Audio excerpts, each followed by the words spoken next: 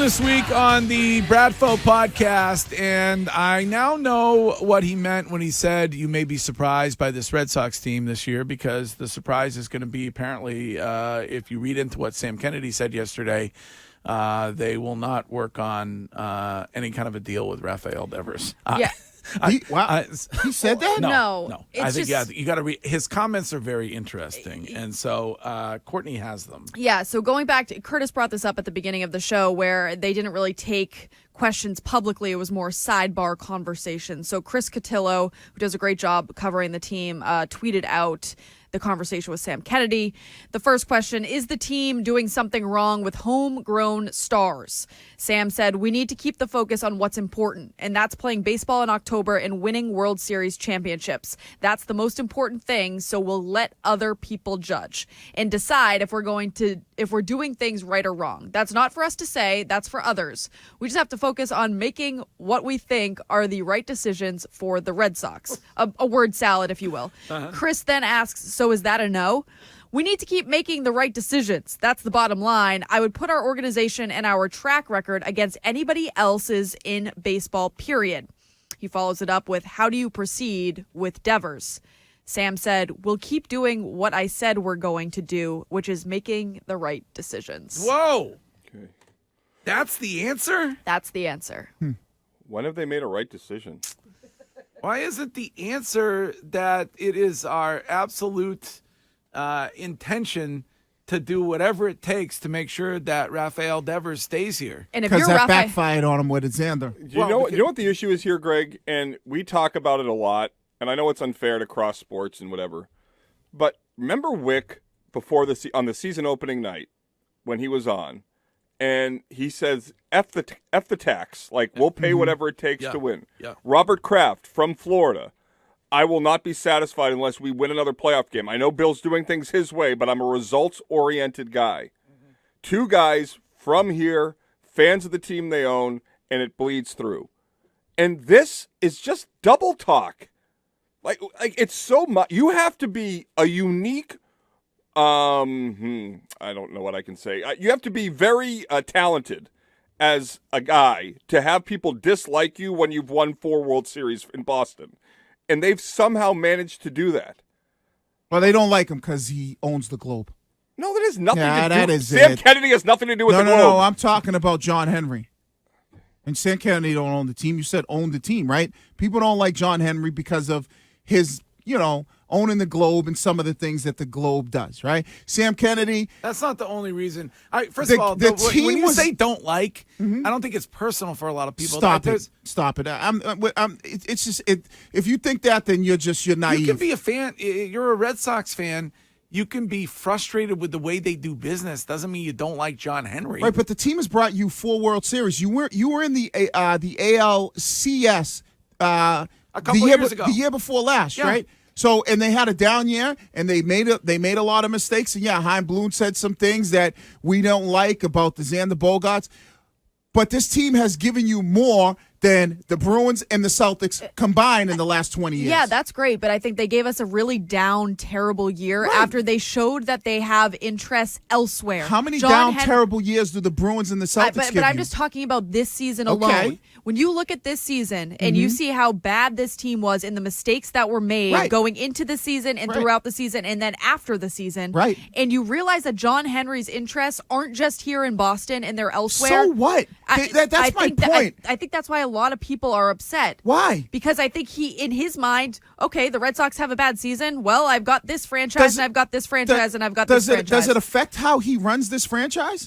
Clearly, this season it doesn't. Clearly, it doesn't because if 2 years ago you were in the ALCS, you didn't own the Penguins then. If you knew you weren't going to re-sign Xander Bogaerts, was it a good move to get nothing for him? No, that's a different conversation. That's the entire conversation. No, because I was the one saying trade Xander, and you were like, "Oh, you can't trade a guy like that. He's a clubhouse guy." I mean, it looks like Evaldi's gone, right? Yeah.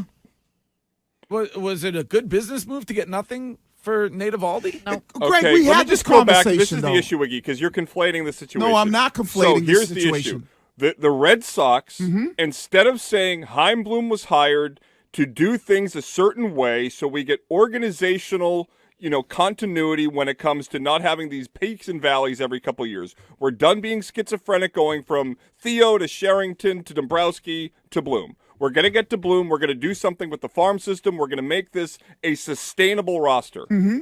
They have to, because they don't trust what they're doing. They have to manipulate the people that pay to go to the games. That's what they Which do. is why you get Julian McWilliams in the Boston Globe writing, Red Sox chief baseball officer Chaim Bloom stared blankly at his iPhone Wednesday evening. Roughly 45 minutes before Bloom's red-eye flight home, capping a winter meetings that seemed so optimistic, but ended with the departure of Xander Bogaerts. Curtis, you do a great job with that, but next time can we get Jackson reading it with music? Oh, we will. Okay. They approach Bloom in the Delta Sky Club. Bloom says, "Give me a minute." The minute turned to 2, then became a brief walk to gate 37A. How many times do you think they want you to know they flew commercial home, by the way? Mm-hmm. Request that you read it in the Twitch voice. Give me a minute, Bloom repeated, staring into space in isolation like many in the Twitch chat, no longer peering into his phone. How could this happen? How could this happen? Bloom's voice trembled. They write his voice trembled. They were never interested in this player long term. They knew in April of 2022 that Xander Bogaerts was not going to be a Red Sox at the conclusion of the season. Yep. Yet they're having this Macbeth tragedy at the Phoenix or San Diego airport just as a ruse for their fan base to try and make it seem there's something there you're not. And they were willing to do bad business and get nothing for him to continue that ruse. If you were to say there is one thing about people from this area and the sound of our voice that is paramount, wouldn't you say it is meaning what you say, looking someone in the eye and being honest and genuine? That to me defines a masshole and a Bostonian. People here are aggressive, they're in your face, but they give more than anybody else because they have a heart and they're genuine. Like, this is the exact opposite of what works here. And I don't know a single Red Sox fan that says, yeah, they really tried on Xander, but boy, he had to leave. Nobody buys it. But we don't buy anything that anybody pushes from the front office. And stop what you got to hear from the owners. You never hear from the Jacobs. And Greg, you were one of the people don't trade Xander Bogaerts during the trade deadline. I was like, you got to move on from him. If you know that you're not a team that's going to contend. Well, no, because I was taking them at their word that they were going to get a deal done with them. Well, that's you being a sheep. But I said at the time, and I'll say it again, if you know you're not going to be able to get a deal with him, get something for him. Right. And they couldn't do it because they were trying to pull the wool over everybody's eyes. Curtis is right. Do you think they wanted Xander back? No. I think they did, but at a specific price. I don't think so. You don't did. think? Okay, yeah, a specific price, $10 million a year, whatever. Right, yes. right. So whatever the deal, I want to buy a Ferrari for $10,000. No. I can't get that deal. So whatever, you're full of it, $5. So whatever that deal was, the $160 million offer that they allegedly gave. They act like in the way this article is written. It's like Chaim Bloom just suddenly discovered the value of free agents. And where was the article written? Where was it written? At the airport. No. Phoenix and airport. what media outlet? It was written in the Boston Globe. Exactly. I don't know what that means. It all goes back to the Globe. Wiggy, I love you. You know that. You are way off. No, I'm not way off. Believe me, I've been listening to this radio station for a long time. I've been around here a long time and listening. The Craig, fact is the hate is real. Craig, refresh my memory. Was it you and I getting down on our knees apologizing when we were wrong about Schwarber when the Red Sox beat the Rays to get to the ALCS? Did we not have Sam Kennedy and Chaim Bloom on this show saying we mocked you, we were wrong? Was that us? Yes. Okay, so when they do things well, we celebrate it. It was great. Believe me, Wiggy, at this radio station, I would love nothing more than the Red Sox to win 100 games to go to the World Series every year. So it is not personal in that regard. So keep the same energy when other teams in this area do the same thing. But when they do the same thing, you don't have the same type of energy for them that you do the Red Sox. And I've asked Sam Kennedy that a number of times. Other than the Patriots, this is the best organization out here if you're a sports fan, because guess what? Not right now, it's not. No, not this season. It's not. Not this season. Celtics are far and above them. Not this season, but last season, what was last season? They were 2 games away from going to another World Series. They've given you 4 championships in 20 years. How many have the Celtics given you in 20 years? How many have the Bruins given you in 20 years? I don't judge it just based on that. I listen to what people.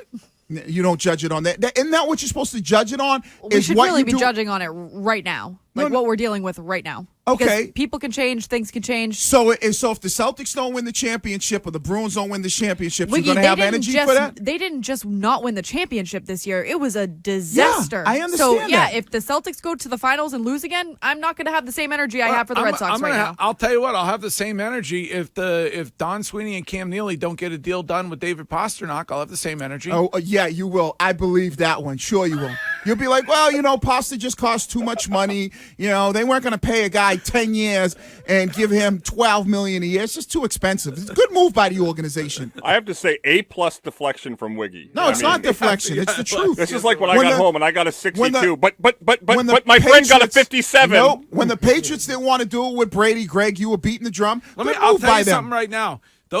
They should have a deal done with David Pastrnak right now. They may be, I don't know what's going on, but they may be making the same mistake that the Red Sox made with Xander Bogaerts. And by the way, David Pastrnak, completely different future in the league than Bogarts. Bogarts is older, and I get it. The hometown guy, people loved him. But they should be getting a deal done with David Pastrnak right now. And if they don't, that's a mistake. I would just like to say I think I think a deal will get done. It's currently both parties are waiting till the end of the season. And if they don't, I can't wait to hear Greg next season go, you know what they should have did? They should have traded Pasta before the deadline. If you knew you weren't going to re-sign him, get something for him. Well, then they should. Okay. Yes. Well, you don't think – and by the way, Shime, I don't think David Pastrnak wants to wait till the end of the season. If they put $12 million in front of him a year, he'd do that deal in a second. So why I think he's having an amazing season to the point where, and he knew he was capable of doing this. So I think he's fine with waiting because it just means more money for him, and it allows for the cap numbers to increase for the Bruins and some money to free up there on their end. And why you ain't poo-poo on them? I'll poo-poo later. We're way behind.